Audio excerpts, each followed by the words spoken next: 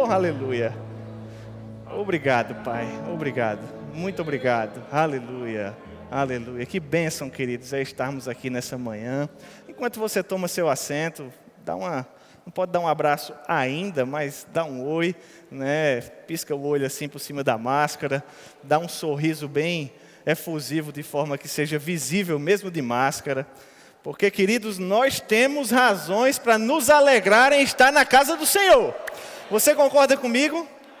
Que bênção é estarmos no acampamento Verbo da Vida 2021. Não sei se você parou para pensar, mas muitas coisas deixaram de acontecer já esse ano. A gente está aqui. Amém? Muitas pessoas deixaram de existir do ano passado para cá, infelizmente. Mas você não, eu não. A boa mão do Senhor tem nos guardado, tem nos sustentado, tem nos protegido, tem nos acalentado. Queridos, como nós temos razões para agradecer a Deus por aquilo que Ele tem feito, fez e vai fazer. E hoje pela manhã nós vamos conversar um pouquinho sobre isso, sobre gratidão.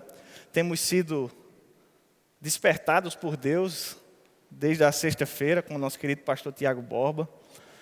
Ontem também tivemos palavras maravilhosas e sei que Deus vai continuar fazendo isso até a terça-feira, como o pastor Honorato falou. Realmente o acampamento é uma ocasião que, se você tiver com seu recipiente disponível aí, Deus vai encher até a tampa. Então fica ligado, não perde nada não. Antes de dar início à ministração propriamente dita, acredito que vocês tenham recebido aí na cadeira de vocês um folheto, um flyer aqui, né? Um comunicado da Missão Moçambique aqui, nossa querida missionária Célia que está aqui. Pode ficar de pé, Célia, para os irmãos te conhecerem. Uma salva de palmas, por favor. Célia está fazendo um trabalho maravilhoso lá, junto com o pastor Jorge Iranice, né? Está conosco aqui uns dias, mas já está com vontade de voltar. Falou comigo aqui na sexta, eu digo, vai voltar daqui a pouquinho. Então que você possa acolhê-la bem. Célia é conterrânea nossa aqui, natural dessa igreja, de Campina Grande, e tem feito um trabalho maravilhoso do outro lado do Oceano Atlântico. De fato, é do outro lado do continente africano, já fica voltado para o Oceano Índico. Olha só, cheio de gente lá precisando de amor, e Célia é disponível para dar. Que coisa maravilhosa. Se você não vai, meu querido, conecte-se com quem está indo, para que Deus possa te usar, para você ser um instrumento de amor para tantas pessoas que você nunca vai nem ver. Amém? Queridos, quando eu pensava um pouco sobre aquilo que poderíamos conversar, discorrer, pensar juntos, refletir nessa manhã, Deus começou a trazer no meu coração essa nota de gratidão mesmo, porque nós temos enfrentado tempos desafiadores, e nós temos superado todas essas adversidades. Alguns com mais dano, outros com menos dano, alguns a trancos e barrancos, mas estamos aqui firmes e fortes, crescendo, avançando. E, queridos, eu tenho uma coisa para dizer para você, ainda vai ficar melhor. Porque a vereda do justo é assim, é como a luz da aurora, ela vai brilhando mais e mais.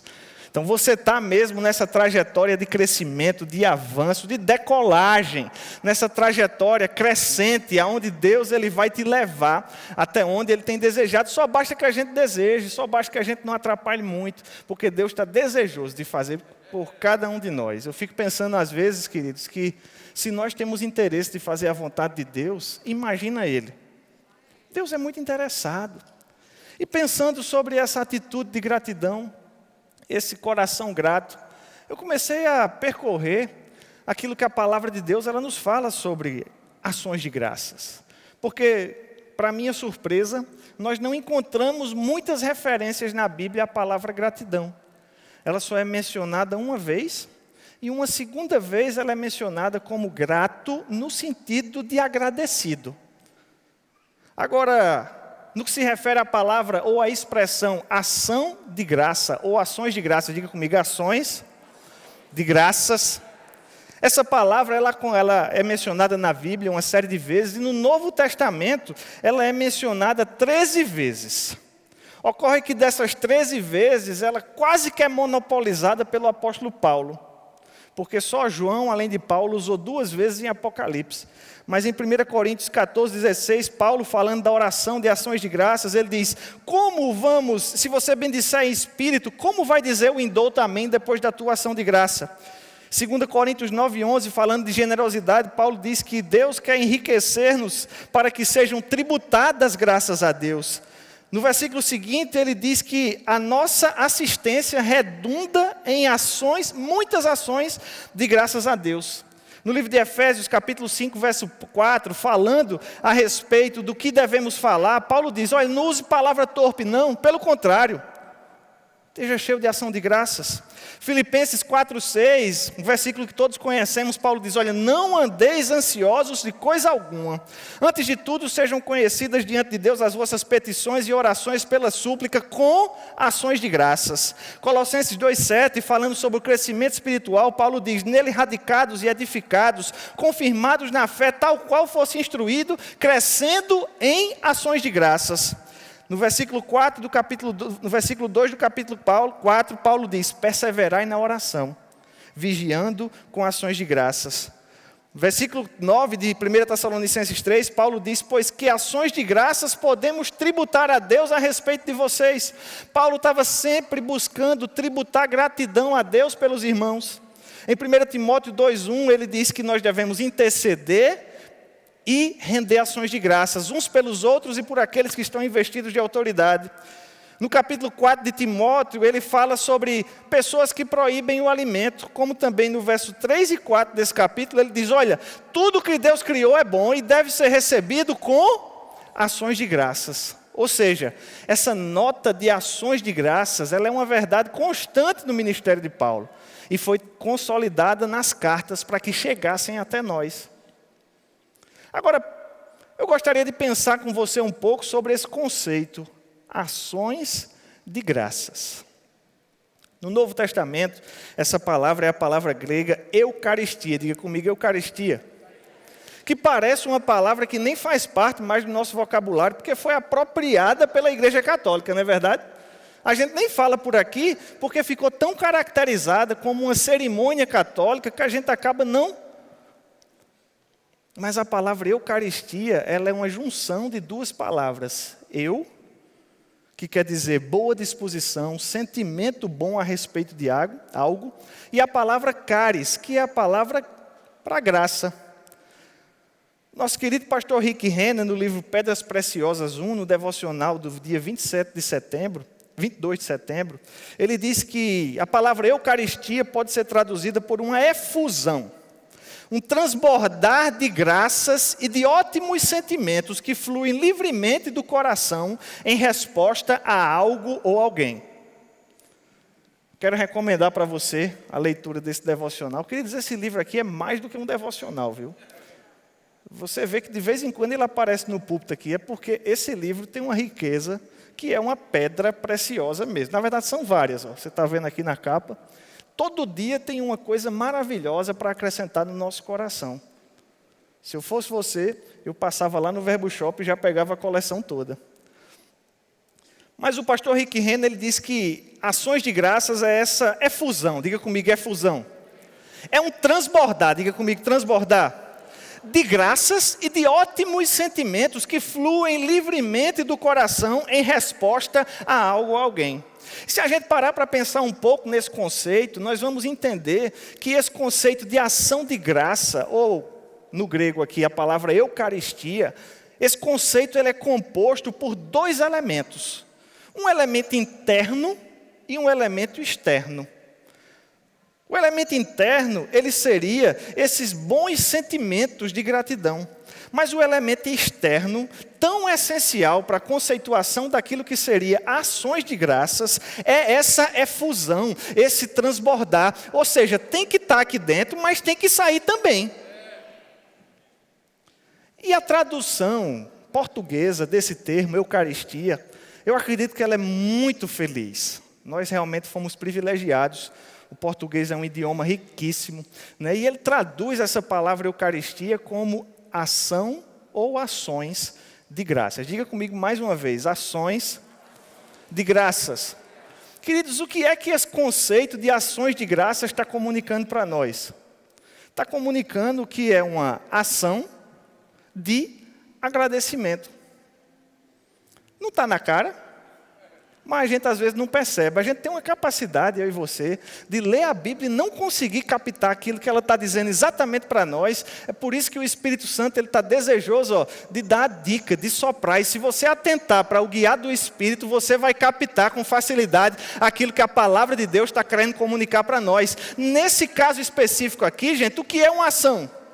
A ação é a evidência de uma força ou de um agente. É o seu efeito. Por exemplo, se eu solto esse livro aqui, ele vai cair no chão graças à ação da gravidade. Existe uma força puxando esse livro aqui para baixo, mas ninguém está vendo. Mas na medida que acontece o movimento, a gente consegue perceber que existe uma ação agindo. Por causa de uma característica exterior, nós acabamos detectando uma força que nem sempre se consegue ver. A ação também é a disposição de agir. É a atividade, a energia, o movimento. A ação é a faculdade de se mover. Rapaz, fulano está com toda, fulano está em ação. A ação dá para você a ideia de algo parado ou dá a ideia para você de movimento? A ação é um modo de proceder, é um comportamento. E graças, todo mundo sabe, é agradecer, é prestar agradecimentos, reconhecimento, expressar agradecimento. Graças é dizer obrigado. Agora você percebe que a palavra de Deus ela foi enfática no sentido de compor a expressão por duas palavras que trazem um elemento externo que é essencial à ação. E isso mostra para nós, queridos, que nem sempre um coração grato é suficiente.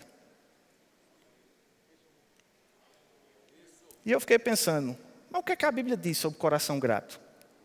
Sabe o que não diz? Procurei. Se alguém para achar, me diga, me ajuda aí. Mas sempre que a Bíblia ela fala dessa expressão da gratidão, está conectada com uma ação. Ninguém vai saber que a gente tem um coração grato, gente, se a gente não agir assim. Ninguém vai saber o que é que está aí dentro se você não falar. Ninguém vai saber que você está grato se você não fizer. Precisa haver uma ação que corresponde àquilo que tem dentro. É ação de graça. O coração é grato, mas o comportamento expressa. Afinal, Jesus não disse que seria pelo fruto que nós conheceríamos a árvore? Algumas pessoas dizem, mas Deus conhece o meu coração. Deus conhece mesmo. Mas a gente precisa do fruto. Afinal, nós não somos todos cardiologistas. E até quando você vai no médico, você tem que levar um exame para o médico poder ver o que é que tem aí dentro. Porque ninguém tem visão de raio-x. Agora, para pensar um pouco sobre gratidão, eu sempre gosto de contrapor. Se a gente pensa um pouco sobre gratidão, a gente pode pensar também sobre ingratidão. Diga comigo, ingratidão. E a ingratidão, queridos, ela está caracterizada na Bíblia também. A Bíblia fala sobre comportamentos, pessoas, atitudes e situações que demonstraram ingratidão. A ingratidão, ela diz mais ou menos assim, ó, eu não reconheço os esforços que você tem feito. Eu não reconheço o teu sacrifício. A ingratidão, ela diz, olha, você não fez mais do que a obrigação. Por que eu devia ser grato se você está fazendo mais do que a obrigação? A ingratidão, ela deixa uma lacuna no relacionamento. É por isso que quando alguém recebe um favor, uma graça, um benefício, no português essa pessoa diz obrigado. Como se ela ficasse a partir daquele momento obrigada a fechar aquela lacuna, a quitar aquele débito. E é por isso que a pessoa que recebe um obrigado diz, de nada, você não me deve nada.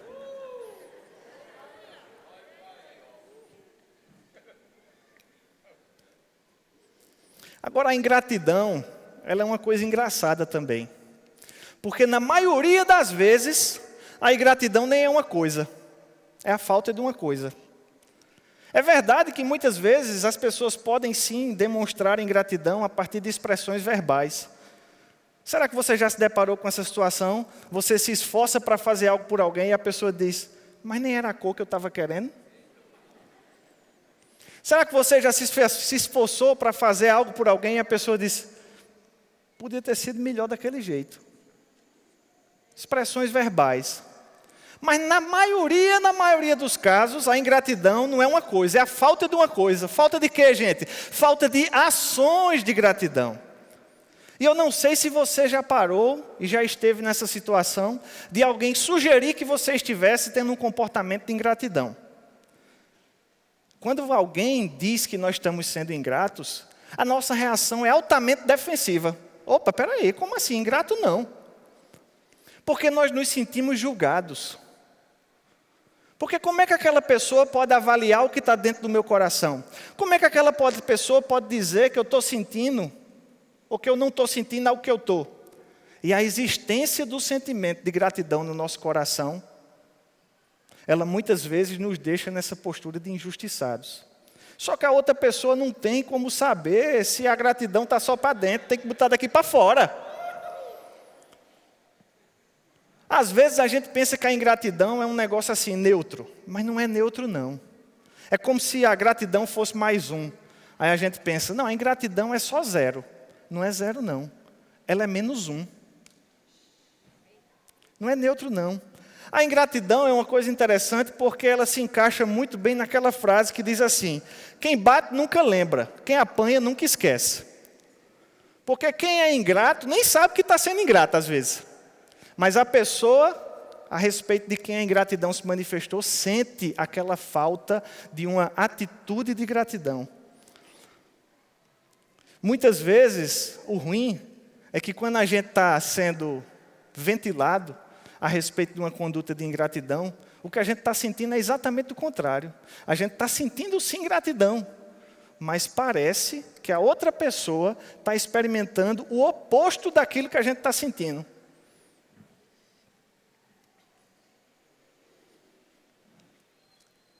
A ingratidão, ela deixa uma lacuna aberta. E essa lacuna, ela não é fechada com sentimento. Ela só é fechada com ações. E a Bíblia fala sobre isso. Eu quero convidar você para abrir comigo no livro do nosso médico, Dr. Lucas, no capítulo 17. Eu quero ler com você a partir do verso 11. Nossa querida equipe da mídia vai colocar aí na tela, para a gente acompanhar essa leitura. Lucas, capítulo 17, eu quero ler com você a partir do verso 11.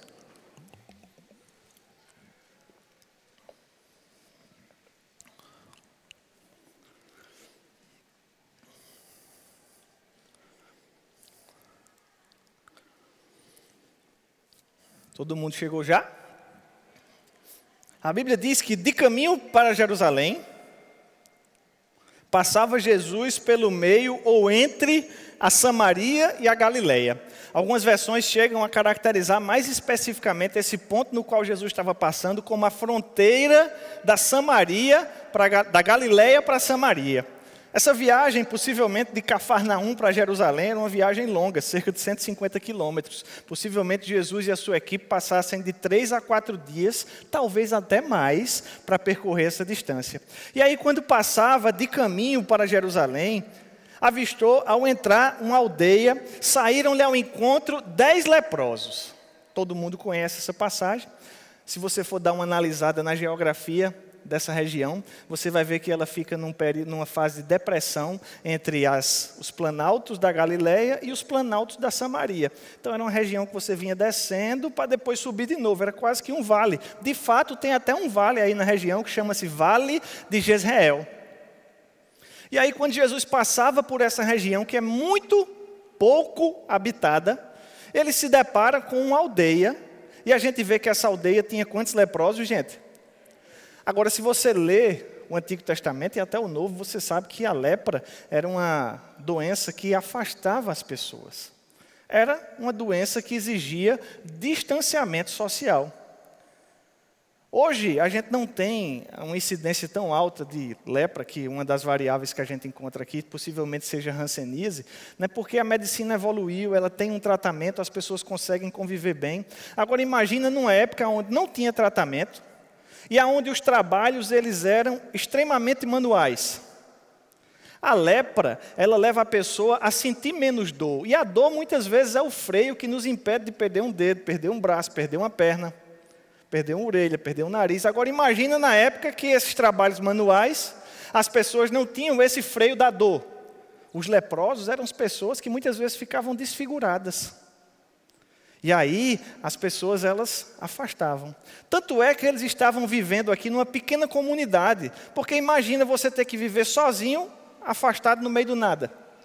Então esses leprosos aqui se uniram, fizeram quase que um sindicato aqui da região, né? E pela habitação em aldeia, a gente entende até que eles estavam vivendo ali, cultivando os seus vegetais, né? O seu rebanho, para ter uma vida convencional, ou tentar ter uma vida convencional.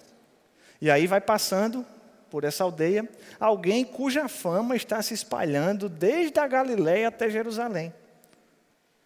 É interessante perceber também, e a gente vai ver pela narrativa aqui de Lucas, que possivelmente, até por se situar numa região fronteiriça, essa comunidade de leprosos era composta de judeus e de samaritanos. Dois povos que não tinham comunhão, dois povos que tinham divergências severas, políticas e religiosas, agora juntos por causa da dor e do sofrimento. É interessante como muitas vezes a dor e o sofrimento têm essa capacidade de diminuir as diferenças que a gente acha que são tão grandes. E aí quando Jesus passava, de longe eles gritaram, verso 13. Jesus, mestre, compadece-te de todos nós. Ao vê-los, disse Jesus, ide e mostrai-vos aos sacerdotes. Quando eles gritaram, mestre, tem compaixão de nós, Jesus disse, vai embora, rapaz. Mas foi um vai embora diferente daqueles vai embora que eles tinham ouvido durante a vida toda. Não foi um vai embora de exclusão, foi um vai embora, pode ir. Vai lá fazer o que Moisés manda, se mostrar ao sacerdote, porque a tua parada já foi resolvida. Agora, se você se depara com uma palavra da parte de Deus, que diz que a tua situação já foi resolvida, mas você não vê nada, como é que você se comporta? E antes que você me pergunte, Tiago, mas a gente recebeu uma palavra de Deus que muitas vezes diz algo que não é compatível com a nossa situação. Você não está lendo sua Bíblia, não? A Bíblia diz que nós somos sarados, curados, supridos. A Bíblia diz que o Senhor é o nosso pastor. A Bíblia diz que nós somos filhos, geração santa, raça eleita, sacerdócio de Deus. A Bíblia diz um bocado de coisa que a gente olha assim e diz, eu? Pois é, se Jesus está dizendo, pode sair andando, porque a parada já foi resolvida. Sabe, queridos, esses leprosos aqui, eles fizeram, sabe o quê? Andar pela fé. Quando Jesus disse, vá, o que era que eles precisavam fazer? Andar. Agora a lepra não tinha ido embora, era andar pela fé. Algo que Deus requer de nós todos os dias, que nós andemos pela fé. Aconteceu que indo, eles foram purificados. Verso 15 diz, um dos 10, vendo que fora curado, voltou, dando glória a Deus em alta voz, e prostrou-se com o rosto em terra aos pés de Jesus, agradecendo-lhe. E olha o que Lucas diz, e era samaritano. Possivelmente, os outros 9 não fossem. Então Jesus perguntou, poxa, não era 10? Onde estão os 9? Essa expressão, onde estão os 9, ela é engraçada no grego porque o onde está no final. Como uma expressão de exclamação tão grande de Jesus que parece que Jesus estava dizendo, e os 9? Cadê? A interrogação estava no fim, cadê? Cadê esse povo? Não era 9, não era 10, cadê os 9? Verso 18 nos diz, não houve porventura quem voltasse para dar glória a Deus, senão este estrangeiro. Ou seja, Jesus, como Lucas, possivelmente confirma que os demais não eram estrangeiros. E disse-lhe, levante e vai, a tua fé te salvou. Queridos, quando a gente lê essa passagem, qual é o sentimento que a gente tem desses 90%? De ingratidão, não é verdade? Agora, antes que a gente julgue com muita força esses irmãos judeus messiânicos aqui, você acha que eles eram ingratos? Imagina, o cabo é leproso, Aí não pode conviver, não pode ter uma vida normal, não pode habitar em sociedade, tem que sair da cidade, aí fica sozinho numa cultura com outras pessoas com a mesma dificuldade. Aí de repente chega alguém que está passando, resolve o problema. Você acha que esse pessoal não ficou grato, não? Com certeza que ficou. A vida deles foi transformada. O dia a dia, a vida familiar, doméstica, a convivência com seus filhos, com seu cônjuge, com seus pais. É claro que esses irmãos ficaram gratos. Eles devem ter ficado felizes, devem ter ficado pulando. Eles ficaram tão contentes que eles correram para retomar a vida deles. Eles não tinham sentimentos de ingratidão, não. Não é possível que depois de uma mudança tão grande dessa, eles tivessem um coração ingrato. O coração era grato. Agora o que faltou foi a expressão, foram as ações. Porque você vê que esse que voltou, a Bíblia diz que voltando ele agradeceu e glorificou a Deus em quê, gente? Em alta voz, diga comigo, alta voz. Eu sei que a gente, e eu me coloco nesse grupo, que somos pessoas mais reservadas, circunspectas, pessoas assim mais introvertidas, né? Às vezes a gente tem dificuldade de externar algumas coisas, e quando a gente externa, obrigado, né? Com um certo constrangimento, mas na verdade, foi em alta voz. E não só se contentou com a voz, a Bíblia diz que ele lançou-se aos pés de Jesus, ele teve um comportamento correspondente com o sentimento que havia no seu coração. E eu não quero pensar que os outros 90% eles tinham um coração ingrato, porque não tinham, gente. Não é possível, não. Mas o que faltou foi a comunicação daquilo que estava no coração. E às vezes é isso que está faltando para a gente também. Às vezes a gente tem um coração super grato, mas falta botar para fora. E queridos, o ruim é porque se a gente não bota para fora, a outra pessoa vai experimentar como ingratidão. Vê o que Jesus disse, gente, cadê esse povo aqui? Não houve um que voltasse, só houve um que voltasse. Se Jesus, que era Jesus, que muitas vezes discernia os pensamentos do povo, precisava que tivesse algo externo para entender o sentimento do coração, avalie a gente. Se Jesus via o pensamento e dizia, não pensa assim não. Ele precisou da fala, do comportamento, da atitude. Imagina cada um de nós. Agora, muitas vezes, a dificuldade de expressar gratidão, ela pode indicar também uma visão subestimada que a pessoa tem de si mesma. Talvez ela pense que não precisa daquilo que foi feito por ela. Não é verdade que a ingratidão, a arrogância e o orgulho, de vez em quando a gente encontra na mesma gaveta?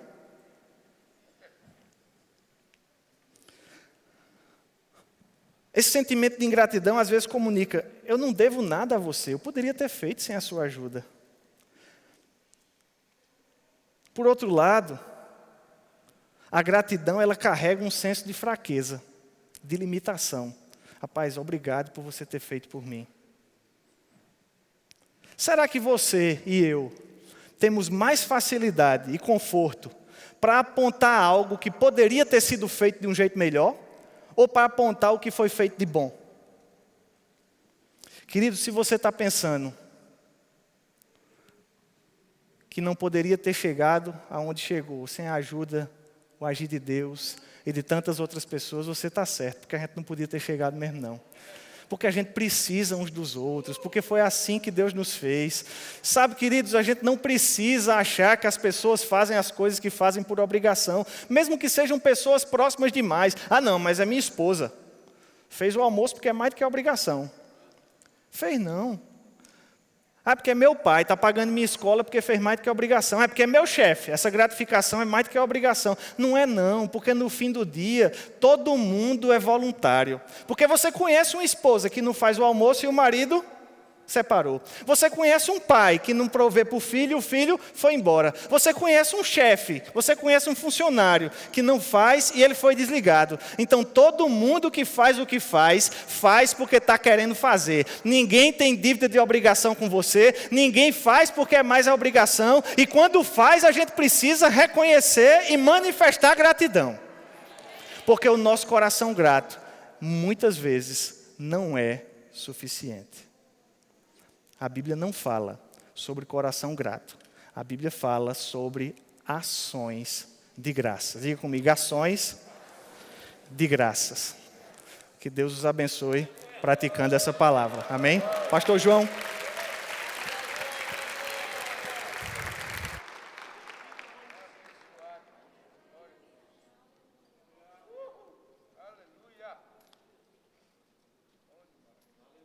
Glória a Deus. Enquanto estamos no ritual da limpeza, vamos ficar em pé um pouquinho. Aleluia. Você pode dar ações de graças ao Senhor.